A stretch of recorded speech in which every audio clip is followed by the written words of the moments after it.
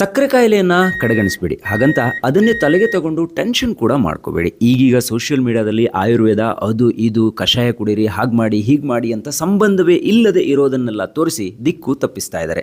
ದಯವಿಟ್ಟು ಹುಷಾರಾಗಿರಿ. ಈ ರೀಲ್ಸನ್ನು ಅನೇಕರಿಗೆ ಶೇರ್ ಮಾಡಿ. ನಮ್ಮ ಪೇಜನ್ನು ಫಾಲೋ ಕೂಡ ಮಾಡ್ಕೊಳ್ಳಿ. ಸಕ್ಕರೆ ಕಾಯಿಲೆ, ಮಧುಮೇಹ ಇದೊಂದು ಲೈಫ್ ಸ್ಟೈಲ್ ಡಿಸಾರ್ಡರ್ ಡಿಸೀಸ್ ಅಷ್ಟೇ. ಭಯ ಬೇಡ. ಚರಕ ಸಂಹಿತೆಯಲ್ಲಿ ಉಲ್ಲೇಖವಿರುವ ವಿವಿಧ ಬಗೆಯ ಸಸ್ಯ ಸಂಕುಲದ ಬೇರು, ಎಲೆಗಳ ಪುಡಿಗಳನ್ನು ಬಳಸಿದರೆ ಮಾತ್ರ ಸಕ್ಕರೆ ಕಾಯಿಲೆಯ ಸಕ್ಕರೆ ಮಟ್ಟ ಕಡಿಮೆಯಾಗಿ ದೇಹದ ಸೆಲ್ಸ್ಗಳ ಡ್ಯಾಮೇಜನ್ನು ಕ್ಲಿಯರ್ ಮಾಡುತ್ತೆ ಹೊರತು ಬೇರೆ ಯಾವುದರಿಂದಲೂ ಇದು ಸಾಧ್ಯವಿಲ್ಲ. ದಯವಿಟ್ಟು ಮೋಸ ಹೋಗಬೇಡಿ. ಹಾಗಾದರೆ ಚರಕ ಸಂಹಿತೆಯಲ್ಲಿ ಉಲ್ಲೇಖವಾಗಿರುವ ಸಕ್ಕರೆ ಕಾಯಿಲೆಯ ಹುಡಿ ಇದ್ರೆ ಅದ್ಯಾವುದು ಅಂತ ನೀವೀಗ ಕೇಳಬಹುದು. ಇಲ್ಲಿದೆ ನೋಡಿ. ಇದರಲ್ಲಿ ವಿವಿಧ ಬಗೆಯ 15ಕ್ಕೂ ಅಧಿಕ ಗಿಡಮೂಲಿಕೆಗಳಿವೆ. ಇದರ ಬಗ್ಗೆ ನಾನು ಹೇಳೋದಕ್ಕಿಂತ ಡಾಕ್ಟ್ರೇ ಹೇಳ್ತಾರೆ ನೋಡಿ. ಇಷ್ಟನ್ನ ಕಷಾಯಗಳನ್ನ ನಿತ್ಯ ಸೇವನೆ ಮಾಡಬಹುದು ಅಂತ ಚರಕ ಸಂಹಿತೆಯಲ್ಲಿ ಹೇಳಿದ್ದಾರೆ ಸಕ್ಕರೆ ಕಾಯಿಲೆಯವರು. ಹಾಗಾಗಿ ನಾವು ಆ ಒಂದು ರೆಫರೆನ್ಸ್ ಇಟ್ಕೊಂಡು ಈ ಅಷ್ಟು ಔಷಧಿಗಳನ್ನ ನಾವು ಇದರಲ್ಲಿ ಸೇರಿಸಿ ಈಗ ಜಸ್ಟ್ 1 ತಿಂಗಳು 2 ತಿಂಗಳಾಗಿದೆ ಅವರಿಗೆ ಸಕ್ಕರೆ ಕಾಯಿಲೆ ಇದೆ ಅಂತ ಗೊತ್ತಾದವರಿಗೆ, ಅಥವಾ ಬೇರೆ ಔಷಧಿಗಳನ್ನ ತಗೊಳ್ತಿರೋರು, ಏನೋ ಟ್ಯಾಬ್ಲೆಟ್ಸ್ ತಗೊಳ್ತಿರ್ತಾರೆ, ಅವರಿಗೂ ಕೂಡ ಸಪ್ಲಿಮೆಂಟ್ ಆಗಿ ಅಥವಾ ಅವರ ಸಕ್ಕರೆಯ ಮಟ್ಟ ಕಡಿಮೆ ಮಾಡೋದಕ್ಕೆ ಅಥವಾ ಅವರಿಗೆ ಡಯಾಬಿಟಿಸ್ನ ಕಾಂಪ್ಲಿಕೇಶನ್ಸ್ ಅಂತಾರೆ. ಈಗ ಡಾಕ್ಟರ್ ಮಾತನ್ನೇನೋ ನೀವು ಕೇಳಿದ್ರಿ.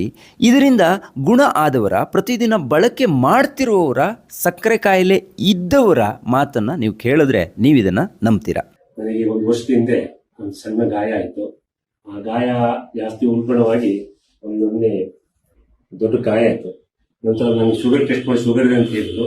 ಅದೊಂದು 2 ತಿಂಗಳು ಔಷಧಿ ತಗೊಂಡ್ರೆ ಅದು ಸರಿ ಆಗಲಿಲ್ಲ. ನಂತರ ಅವರು ಹಾಸ್ಪಿಟಲ್ಗೆ ಸೇರಿಸಿ ಒಂದು ಆಪರೇಷನ್ ಮಾಡಬೇಕು ಅಂತ ಹೇಳಿದ್ರು. ಔಷಧಿ ತಗೊಂಡೆ. 1 ತಿಂಗಳೊಳಗೆ ನನ್ನ ಗಾಯ ಎಲ್ಲ ಮಾದು ಶುಗರ್ ನಾರ್ಮಲ್ ಆಗಿ ಈಗ ಯಥಾಸ್ಥಿತಿಯಲ್ಲಿ ಓಡಾಡ್ಕೊಂಡಿದ್ದೆ. ಇಲ್ಲಿ ಬರ್ಬೇಕಾದ್ರೆ 370 ಇತ್ತು ನನ್ನ ಶುಗರ್. ಅದು ಉಪಯೋಗಿಸಿದ ಮೇಲೆ ನನಗೆ ಈಗ ಕಂಪ್ಲೀಟ್ ಕಡಿಮೆ ಆಗಿದೆ. ಖಾಲಿ ಹೊಟ್ಟೆಲಿ 95, ತಿಂದವಾಗ ಏನಾದ್ರು ಹೊಟ್ಟೆ ತಗೊಳ್ಳುವ 150. ನಿಮ್ಗೆ ಸುಸ್ತೇನಿಲ್ಲ? ಈಗ ಏನಿಲ್ಲ, ಆರಾಮಿದ್ದೀರಾ? ಆರಾಮಿದೆ. ಬೇರೆ ಇಂಗ್ಲಿಷ್ ಮೆಡಿಸಿನ್ ಏನಾದ್ರು ತಗೊಂತೀರಾ? ಯಾವ್ದು ತಗೋತಿಲ್ಲ. ಹೌದು, ಇದನ್ನ ಪ್ರತಿದಿನ ಮುಂಜಾನೆ ಎದ್ದಾಗ ಬಿಸಿನೀರಿಗೆ ಹಾಕ್ಕೊಂಡು ಕುಡೀರಿ ಮತ್ತು ಮಾತ್ರೆಯ ಮೇಲಿನ ಅವಲಂಬನೆಯನ್ನ ಕ್ರಮೇಣ ಬಿಟ್ಬಿಡಿ. ಮಾತ್ರೆ ತಿಂದರೆ ದೇಹದ ಒಳಗಿನ ಆರ್ಗ್ಯಾನ್ಸ್ಗಳ ಸ್ಥಿತಿಗತಿಗಳು ಡ್ಯಾಮೇಜ್ ಆಗುತ್ತೆ. ನಿಮ್ಗೆ ಇದ್ರ ಬಗ್ಗೆ ಮಾಹಿತಿ ಇರಬಹುದು. ಹಾಗಾಗಿ ಮಾತ್ರೆಗಳನ್ನು ಆದಷ್ಟು ಕಡಿಮೆ ಬಳಕೆ ಮಾಡಿ. ಮುಖ್ಯವಾಗಿ ಸಕ್ಕರೆ ಕಾಯಿಲೆ ಇರೋರು ಮೈದಾ, ಸಕ್ಕರೆ, ಎಣ್ಣೆ ಪದಾರ್ಥಗಳನ್ನು ಕಡಿಮೆ ತಿನ್ನಿ. ಪ್ರಾಪರ್ ಡಯಟ್ ಮಾಡಿ. ಪ್ರತಿದಿನ ವಾಕಿಂಗ್ ಮಾಡಿ.